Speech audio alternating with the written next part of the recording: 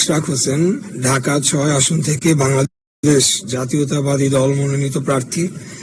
আজকে নির্বাচন কমিশনে আমরা এসেছি একটা অভিযোগ দায়ের করার জন্য, এবং আমরা সেটি মৌখিকভাবে জানিয়েছি এবং আমাদেরকে জানানো হয়েছে যে এই ব্যাপারে ওনাদের যে একটা আইনি সেল রয়েছে বা এই ধরনের কমপ্লেন নিষ্পত্তি করার জন্য যে বডিটা রয়েছে তাদের কাছে ওনারা এটা ফরওয়ার্ড করেছেন এবং ওনারা ব্যবস্থা নেবেন বা দেখছেন, বিষয়টি খতিয়ে দেখছেন আর কি ধরনের।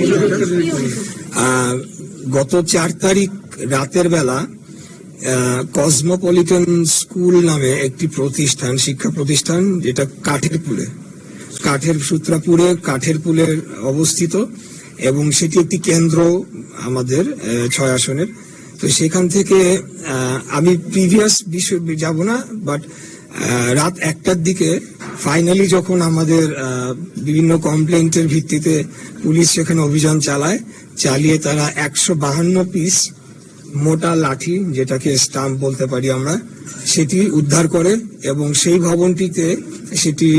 ভবনটির মালিকানায় রয়েছে আমাদের প্রতিদ্বন্দ্বী রাজনৈতিক দল জামায়াতে ইসলামী, এবং সেখানে জকসুর সম্ভবত একটা ক্লাব রয়েছে, যতটুকু আমি জানতে পেরেছি ক্লাব হিসেবে অভিহিত করা হয়। তো সেই ক্লাবের দরজা ভেঙে তারা এই মোটা স্টাম্প লাঠিগুলো তারা উদ্ধার করে। এখন এখানে বিষয় হচ্ছে যে আমরা বেশ কিছুদিন যাবৎ এই ধরনের একটা কমপ্লেন্ট পেয়ে আসছিলাম, তো আমরা সেটা বিভিন্ন মাধ্যমে থানাকে অবহিত করার পরও তারা কোনো যথাযথ পদক্ষেপ নেননি। পরবর্তীতে আমি নিজেই ৪ তারিখ সন্ধ্যাবেলা সূত্রাপুর থানার ওসি সাহেবের সাথে কথা বলি এবং উনি তখন আমাকে জানান, ঠিক আছে আমরা এটা ব্যবস্থা নিচ্ছি, আপনার তথ্যের সূত্রকে। তো আমি তখন বললাম যে আমার তথ্যের যিনি সূত্র তিনি আমার পাশেই আছেন, আব্দুল আজিজ, তিনি সূত্রাপুর থানা বিএনপির আহ্বায়ক। তো উনি বললেন হ্যাঁ আমি ওনাকে চিনি, তাহলে ওনাকে নিয়ে গিয়ে আমরা এটা দেখছি। কিন্তু যেটি হয়েছে যে উনি কাউকে না জানিয়ে উনি ভবনে যান, যে মালিক পক্ষকে সতর্ক করে দেন, এবং সতর্ক করে দেওয়ার ৪ ঘন্টা অতিবাহিত হওয়ার পর আমরা জানতে পারি যে এরকম পরিস্থিতি। সেখানে 2টি পিকআপ ট্রাক আসে, পিকআপ ট্রাকে এসে বড় বড় বস্তায় করে বিপুল সংখ্যক লাঠি সোঁঠা সেখান থেকে নিয়ে যাওয়া হয় এবং আগ্নেয়াস্ত্র রয়েছে বলে আমাদের কাছে আগের থেকেই অভিযোগ ছিল। তো তারপরে আমাদের যারা ওখানকার স্থানীয় এলাকাবাসী তারা ওই বিল্ডিংটির সামনে অবস্থান করেন এবং পরে যিনি ওসি তিনি যখন প্রথমবার যান তিনি কিন্তু কোনো কিছুই বিল্ডিং এর ভেতরেই ঢোকেন নাই, তিনি কেবল সতর্ক করে দিয়েছেন বলে আমরা ধারণা করছি। তো পরবর্তীতে তখন আমার কানে আসার পরে আমি আবারও কর্তৃপক্ষ বা ওনাদের সাথে কথা বলার পরে ওনারা সেখানে গেলেন এবং এসি কোতোয়ালি তিনিও ইনভলভ হলেন এবং সেখানে আর্মিও উপস্থিত ছিলেন। পরবর্তীতে এসি কোতোয়ালি তিনি সেখানে যাওয়ার পরে সেখানে যে তিনি অনেক কাল ক্ষেপণ করেন, অনেক সময় ক্ষেপণ করার পর পরবর্তী পর্যায়ে আমি ওনাকে খুব শক্তভাবেই বলি যে আপনারা এখানে রয়েছে, আপনারা যারা এটি চিনে আপনারা তাদেরকে ভেতরে ঢুকতে দিচ্ছেন না। 3 জন মাত্র গিয়েছেন অনেক বড় একটি ভবন সেটিকে সার্চ করার জন্য। পরবর্তীতে তিনি আরেকজনকে নিয়ে যাওয়ার পরে 152 পিস পাওয়া যায়, সেটি বস্তায় মোড়ানো ছিল, সেটা পিকআপে করে তারা নিয়ে যান এবং ওই লাঠিগুলো ছিল জকসুর ক্লাব বলে অভিহিত করেছেন। জকসুর ক্লাবের রুমে তালাবদ্ধ ছিল, সেই তালা ভেঙে তারা সেটিকে উদ্ধার করেছেন। তো আজকে আমরা এসেছি 2টি কমপ্লেন নিয়ে। একটি হলো যে একটা কেন্দ্র, কসমোপলিটন স্কুল একটা কেন্দ্রে যদি এই অবস্থা হয় তাহলে তো সেই কেন্দ্র কিভাবে নির্বাচন আমরা করব সেটি একটি বড় প্রশ্ন রয়েছে। তো কেন্দ্র পরিবর্তন সম্পর্কে আমরা আবেদন জানিয়েছি, তবে সেটি কমিশনের যে আইন অনুযায়ী এবং সময় সবকিছু বিবেচনায় নিয়ে ওনারা কার্যকরী পদক্ষেপ নেবেন বলে আমাদেরকে আশ্বাস জানিয়েছেন। আরেকটি হলো সূত্রাপুর থানার যিনি ওসি সাহেব আছেন, তো ওনার ব্যাপারে আমাদের এটি একটা সম্মিলিত অভিযোগ এলাকাবাসী সহ আমাদের, কারণ ওনাকে জানানোর পরেও তিনি প্রবেশ করেননি এবং তিনি একটা উইন্ডো স্পেস করে দিয়েছেন, যেই সময়টির মধ্যে ধারণা করা হচ্ছে লাঠিসোঁটার বাইরেও আগ্নেয়াস্ত্র সেখান থেকে বহন করে বের করে নিয়ে যাওয়া হয়েছে। তো এই দুটি বিষয় আজকে আমরা এসেছিলাম। Thank you. আপনার সূত্রপুর থানার ওসির বিরুদ্ধে কি কোনো ব্যবস্থা নিতে বলেছেন?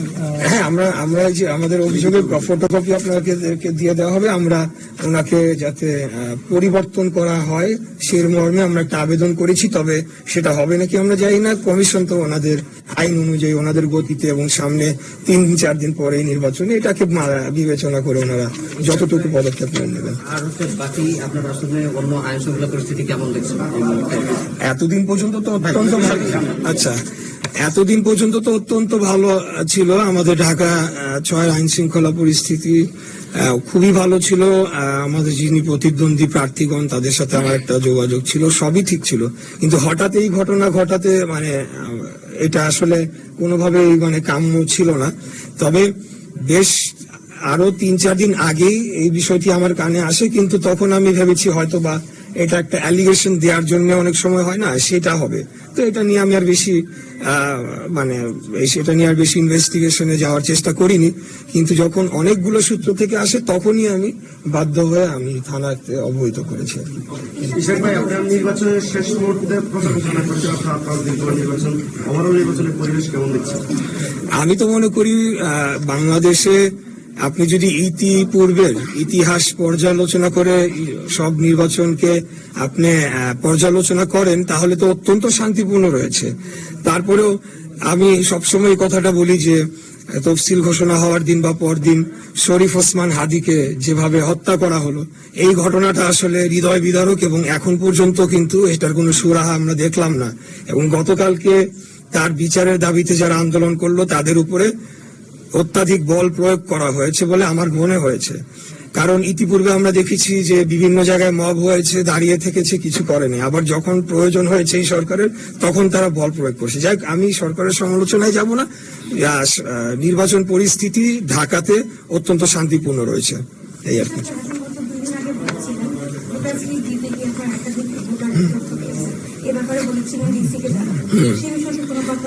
জি, এই বিষয়ে আমাদের দুইটি বিষয় আমাদের পরবর্তীতে নজরে এসেছে। সেটি হলো যে অ্যাপটা আপডেট করার একটা বিষয় ছিল, সেটি আপডেট হওয়ার পরে আরেকটু নিখুঁত ভাবে এসেছে। কিন্তু তারপরেও আমরা দেখছি যে বেশ কিছু হোল্ডিং এ 15 জন 20 জন করে এক্সট্রা ভোটার, যেটা বিগত আওয়ামী সরকারের সময় এগুলো করা হয়েছিল।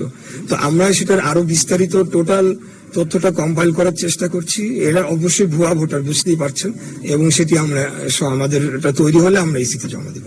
একটা ব্যাপার হচ্ছে আপনাদের এখানে বিভিন্ন আসনে ছোট বড় বিভিন্ন সমস্যা হচ্ছে যেহেতু প্রতিপক্ষ দলের সাথে, এই ক্ষেত্রে আপনাদের কেন্দ্রীয়ভাবে কি নির্দেশনা রয়েছে এই কোন ধরনের বড় ধরনের সংঘাত সহিংসতা যেন না হয় সেক্ষেত্রে? এটা তো অ্যাবসলিউটলি নট। আমরা তো অবশ্যই কোনো ধরনের সংঘাত চাবো না, এবং আমরা অবশ্যই চাবো একটা শান্তিপূর্ণ উপায়ে ইলেকশনটা কন্ডাক্ট হোক। কারণ ইলেকশনের দিনেই তো সব শেষ হয়ে গেল না, ইলেকশনের পরও তো সরকার গঠন হবে।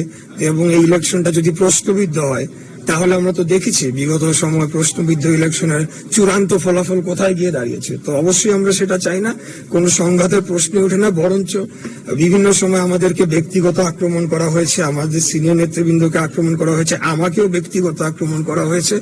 শুধু আমাকেও না, আমার মৃত বাবাকেও এখানে টেনে নিয়ে আসা হয়েছে। তারপরেও কিন্তু আমরা সেগুলো ভ্রুক্ষেপ করি নাই, কারণ আমরা মনে করছি যে এটা টোটালটাই একটা নির্বাচনকে প্রশ্নবিদ্ধ করা, একটা ডিস্টেবিলাইজ করার দেশকে একটা ষড়যন্ত্র। তাই আমরা সেটিকে আপনারা কি সন্তুষ্ট কিনা? প্রশাসনের ভূমিকা কোথাও কোথাও আমরা বলবো যে তারা নিরপেক্ষ ভূমিকা নিয়েছেন। আবার যেমন পরশুদিনের যে ঘটনাটা, সূত্রাপুর থানার ঘটনাটি আপনাদের সামনে বললাম, সেখানে তো আবার কোনোভাবে নিরপেক্ষ তো বলাই যেতে পারে না, বরঞ্চ বলা যেতে হবে এক প্রকার সহযোগিতাই, একটা ক্রিমিনাল অ্যাক্টে সহযোগিতাই করা হয়েছে ঊর্ধ্বতন একজন থানা কর্মকর্তার কাছ থেকে। এটি আমি বলতে চাই। Thank you.